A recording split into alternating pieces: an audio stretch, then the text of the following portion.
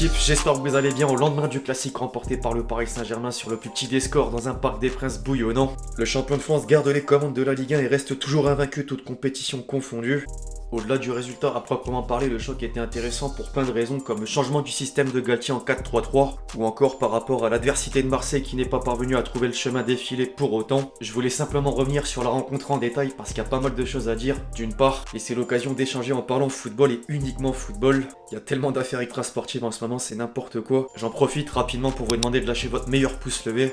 Je remercie tous ceux qui le font, les amis, vous êtes les boss comme d'habitude. Après 2 défaites consécutives en championnat, l'OM pouvait attirer les critiques et pourtant non. Si c'est encore raté pour les Phocéens dans le Classico, la presse régionale vante les mérites d'Igor Tudor et ses joueurs. La Provence parle d'abord d'une défaite frustrante malgré un excellent match des Olympiens. Ils se sont montrés à la hauteur aux yeux de la Marseillaise, seulement la défense a laissé passer Neymar avant que l'expulsion de Samuel Gigot à 20 minutes du coup de sifflet final n'entérine les chances de victoire. L'équipe, de son côté, préfère mettre au premier plan les 2 hommes à l'initiative du seul et unique but de la rencontre, Mbappé-Neymar avec le titre Médecine classique. Le journal rappelle au passage que les Parisiens stoppent leur série de 3 matchs nuls d'affilée pour prendre un bon bol d'air. En parallèle, le Parisien choisit plutôt de se pencher sur l'autre événement du jour, à savoir la révélation du Ballon d'Or 2022 avec la possible revanche d'un mal-aimé du nom de Benzema. Croisons les doigts, mais normalement pas de surprise. Après un match aussi serré, tant mes flops que mes tops sont partagés entre les deux équipes. Néanmoins, des éléments ressortent du lot à commencer par Neymar. La saison 2022-2023 est vraiment pour lui. Le Brésilien a réalisé une prestation à l'image de l'état de forme affiché depuis quelques semaines. Encore à la réalisation, il compte déjà 12 buts en 16 matchs et sa présence se fait toujours ressentir. Même défensivement, le Ney essaye d'apporter avec de la détermination lors des phases défensives pour récupérer le ballon. Alors Paris n'a marqué qu'à une reprise malgré 23 tentatives dont 8 cadrées. La principale cause se nomme Paul Lopez. Face à une attaque pareille, il faut s'attendre à subir. Cependant, le gardien marseillais a vite répondu présent en se montrant décisif à 3 reprises dans les 5 premières minutes, avant d'écœurer Mbappé par 2 fois et de finalement être battu devant Neymar. Il pouvait rien faire en soi. Lors du second acte, le portier espagnol est resté décisif, un terme qui peut d'ailleurs valoir à un certain Mbemba. Son poste c'est quoi déjà? Défenseur central. Pourtant il se faisait plus remarquer que certains attaquants sur des phases offensives. L'ancien de Porto hésitait pas à se projeter vers l'avant pour provoquer avec sa qualité technique, ne l'empêchant pas derrière d'assumer pleinement le rôle d'axial droit. Il monte vraiment en puissance au fil des matchs, c'est impressionnant.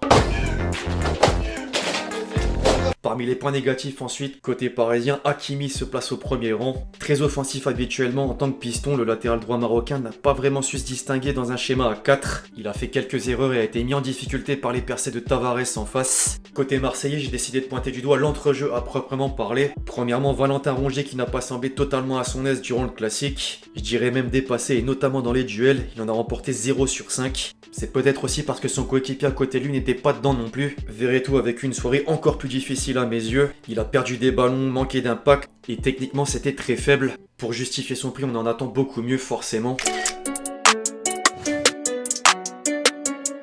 Plusieurs décisions arbitrales ont encore alimenté les débats hier, à tort ou à raison. Le peuple marseillais s'est senti lésé sur le carton rouge de Samuel Gigot. Bon, objectivement, il touche pas Neymar, certes. Or, l'excès d'engagement cause l'expulsion à juste titre. En revanche, là où il y a matière à discuter, c'est sur la main dans la surface de Mukiele sur une frappe de Sanchez. Le défenseur met les bras le long du corps et peut difficilement faire mieux, mais beaucoup d'arbitres auraient sifflé. Dites-moi ce que vous en pensez en commentaire. Parmi les médias en tout cas, l'équipe juge apparemment que Turpin a bien arbitré le choc avec une apparition aux côtés du 11 type de la semaine et la note de 7 sur 10. C'est pas la première fois ni la dernière d'ailleurs que l'arbitrage français est et sera pointé du doigt. Quelle analyse est faite des principaux acteurs sur ce match? Visiblement des deux côtés on est d'accord pour dire que Paris mérite cette victoire. Igor Tudor a déclaré ne même pas être frustré par le résultat. Il pense que les supporters ont pu apprécier ce match. C'était 1-0 certes, mais ça aurait pu être 5-5. C'est clair que des actions il y en a eu et des deux côtés. Un aspect relaté par Mbemba à son tour. Je cite, on savait très bien qu'aujourd'hui ça allait être très difficile, on a loupé notre match car on avait beaucoup d'occasions. En parallèle, Galtier avoue qu'il y avait de l'adversité, on a fait un bon début de match, après ils nous ont posé quelques difficultés, on a eu beaucoup de situations très favorables, malheureusement ça finit sur 1-0 mais je crois qu'on mérite cette victoire. Les consultants de Prime Video en ont profité pour lui poser la question pourquoi avoir choisi un schéma à 4, c'était la première fois de la saison. En fait le groupe parisien commence simplement à être affaibli en défense, il est d'ailleurs fort probable que Galtier continue sur ce système, bien sûr il faudra améliorer des choses avec des séances d'entraînement. Parler football à proprement parler, ça a dû lui faire plaisir. Or, le sujet dont tout le monde parle ces derniers jours a refait surface. Les gens pouvaient penser que le changement de dispositif avait un lien avec la saga Mbappé. Apparemment non, il ne se passe rien, on essaye simplement de trouver les meilleures associations. J'ai entendu Kylian, c'est pour ça que nous avons cherché un système différent, mais croyez-moi, tout se passe bien dans le vestiaire. Tant mieux en soi. Après, devant les caméras, c'est toujours différent du privé. Verratti est également revenu sur le climat prétendument compliqué. Parfois à Paris, une toute petite chose passe pour une grande chose. On est habitué. Puisqu'on parle d'Mbappé, autant savoir ce que lui en dit à titre personnel. Il s'est arrêté en zone mixte pour sortir du silence et parler des rumeurs de départ. L'info est sortie le jour du match contre Benfica, j'ai pas compris. Je suis pas impliqué ni de près ni de loin dans cette info. J'ai été aussi choqué que tout le monde. C'est complètement faux et je suis très content. Il y a la question de savoir est-ce qu'il est fâché avec le PSG, avec la direction. C'est un non explicite. Affaire à suivre dans les prochaines semaines, prochains mois. Ouais, parce que plus on avance, plus il se passe des choses, la situation évolue. Comme le disait Titi Henry, ce qui se passe à Paris, ça rappelle la série 24 heures chrono. Chaque heure, il se passe quelque chose, t'as pas intérêt de rater un épisode. Bref, un mot quand même sur le public du Parc des Princes. La ferveur du Classico s'est bel et bien fait ressentir dans les tribunes, que ce soit plusieurs minutes avant le coup d'envoi, à l'entrée des joueurs avec un tifo incroyable, que pendant avec les ultras qui haussent le ton.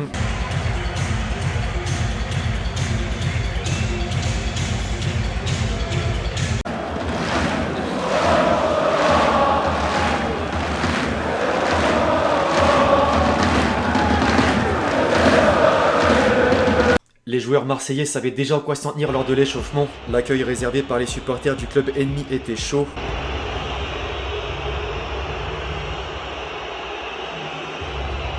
Alors des sifflets mais aussi du chambrage. Des banderoles ont été aperçues avec le texte, je cite « Papa, raconte-moi l'histoire de l'OM, peu cher, tu veux savoir quoi ?» Tapie et ses enveloppes, 4 millions de francs pour la Coupe d'Europe, les instances qui font les myopes. Minot habite vraiment dans une ville de... Je vais m'arrêter là. Avant de clôturer la vidéo les amis, impossible de manquer le tour sur Twitter.